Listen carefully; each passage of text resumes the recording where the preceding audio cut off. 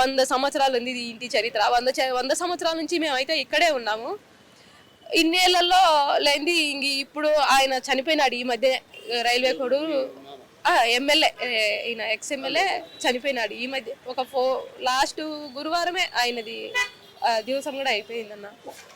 అయిపోయింది. ఇంకా ఇట్లా అసలు నైట్ మాకు ఏదన్నా ముందుగానే చెప్తే మేమన్నా సర్దుకోవడమో ఏదో ఒకటి చేసుకోవడమో ఉండిండు.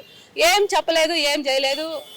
నైటే వచ్చేసినారు. మేము ముగ్గురమే ఉన్నాము. సుమారు 100 మంది దాకా వచ్చి తాగి మీద పడుతుంటే ఏం చేస్తాం? సెల్ ఫోన్ లాక్కుంటారు, కొట్టడానికి వస్తారు, అన్ని ఇరగొట్టేసి ఈ మాదిరి చేసి వెళ్ళిపోయినారన్న.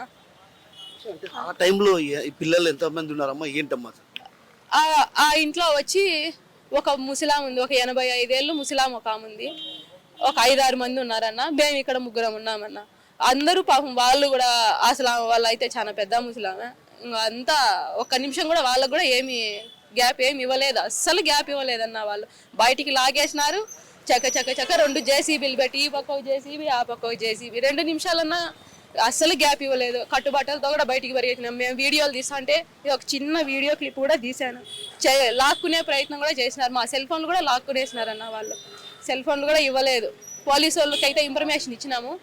ఇంకా అంతా అయిపోయినాక వచ్చినారు. అది అన్న.